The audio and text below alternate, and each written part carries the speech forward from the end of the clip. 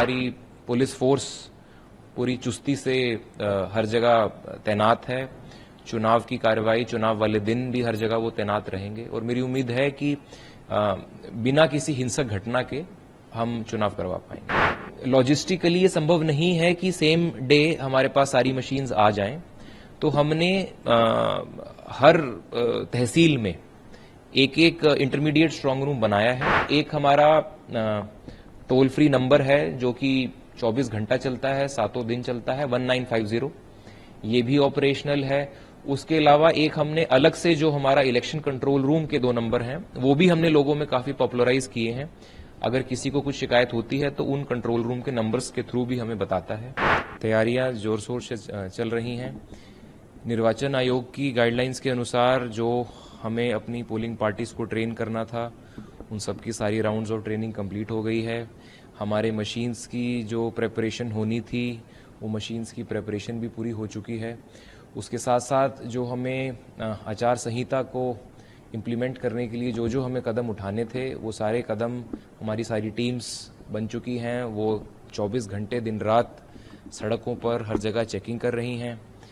उसके अलावा जो निर्वाचन आयोग ने इस बार आईटी एप्लीकेशंस पे बहुत एम्फसाइज किया है, वो सारी आईटी एप्लीकेशंस पर हम लगातार निगरानी बनाए हुए हैं और साथ ही साथ हम जो लोगों में चुनाव के प्रति और इलेक्शंस के प्रति जो जागरूकता बढ़ाने वाली जो सारी चीजें हैं, जो सारी कार्रवाइयां हैं, वो भी हम कर रहे हैं। तो इस बार उम्मीद है कि लोग बढ़ चढ़कर हिस्सा लेंगे और चुनाव बहुत ही निष्पक्ष और अच्छे तरीके से हम अंडमान निकोबार में करवाएंगे।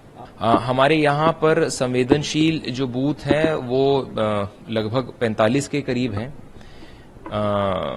हालांकि इस पार्लियामेंट्री कॉन्स्टिट्यूएंसी में कुछ लॉ एंड ऑर्डर का ऐसा कुछ मुद्दा नहीं रहता है, पर कुछ कुछ छोटे मोटे किस्से कभी कभी हो जाते हैं, तो उनको मद्देनजर रखते हुए हमने कुछ बूथ्स को सेंसिटिव डिक्लेयर किया है। अकॉर्डिंगली हमने सीआरपीएफ की कुछ कंपनियां भी मंगवाई हैं। हमारे पास टोटल पूरे पार्लियामेंट्री कॉन्स्टिट्यूएंसी में कुल 6 कंपनियां हैं और उसके साथ साथ हमारी पुलिस फोर्स पूरी चुस्ती से हर जगह तैनात है। चुनाव की कार्रवाई, चुनाव वाले दिन भी हर जगह वो तैनात रहेंगे और मेरी उम्मीद है कि बिना किसी हिंसक घटना के हम चुनाव करवा पाएंगे।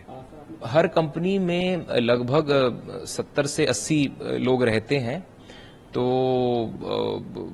अकॉर्डिंगली 500 के करीब हमारे पास जवान तैनात रहेंगे। उसके अलावा जो हमारा पुलिस बल है, वो भी हर बूथ पर, हर सेक्टर में sector police officers, senior police officers, हमारे जो एग्जीक्यूटिव मजिस्ट्रेसी के लोग हैं, तहसीलदार, डिप्टी तहसीलदार, एसडीएम्स, एसीज, मैं खुद, हम सभी लोग उस दिन दौरे पर रहेंगे, अपने कंट्रोल रूम में भी मौजूद रहेंगे।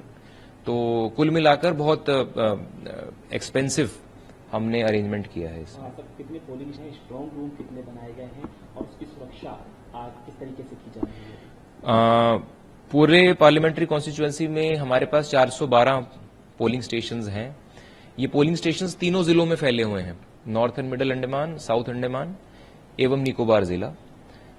इन तीनों जिलों में मिलाकर 9 तहसील हैं।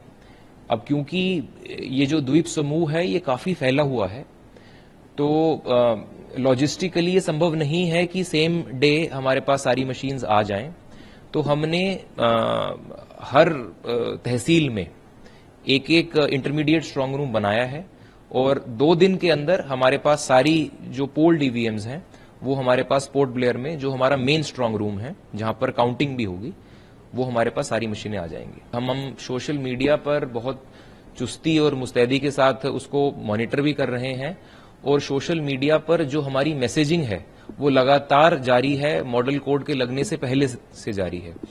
जो सारे सोशल मीडिया प्लेटफॉर्म्स हैं, ट्विटर हो, आजकल एक्स के नाम से जानते हैं उसे, फेसबुक हो, इंस्टाग्राम हो, व्हाट्सएप हो, इन सभी माध्यम के थ्रू हम अपनी जो बात है, जो हमारी इलेक्टोरल अवेयरनेस की बात है, वो रख रहे हैं।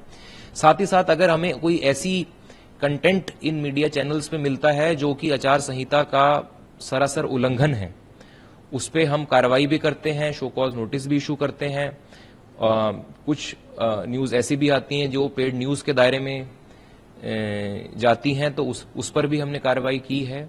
और कुल मिलाकर हमने पूरी सख्ती के साथ आचार संहिता को यहाँ पे इम्प्लीमेंट किया है। निर्वाचन आयोग ने एक सी विजिल एप्लीकेशन को बहुत ज्यादा पॉपुलराइज किया है।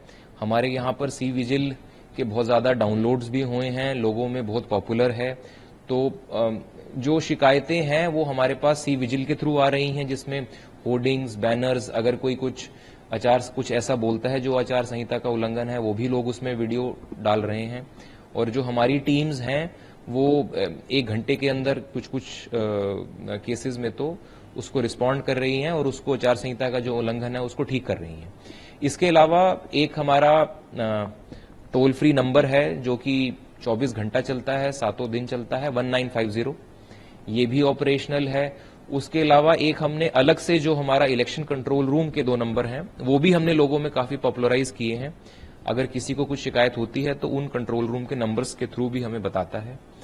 तो ये चीजें हैं। उसके अलावा जो सभी इलेक्शन ऑफिशियल्स हैं उनके नंबर भी हमने पब्लिक डोमेन में डाल दिए हैं, ताकि अगर किसी को अपना कुछ ग्रीवेंस रखनी हो, अपनी कोई शिकायत रखनी हो किसी ऑफिसर के सामने, तो वो सीधा कॉल कर या उसको मैसेज कर अपनी बात रख सकता है।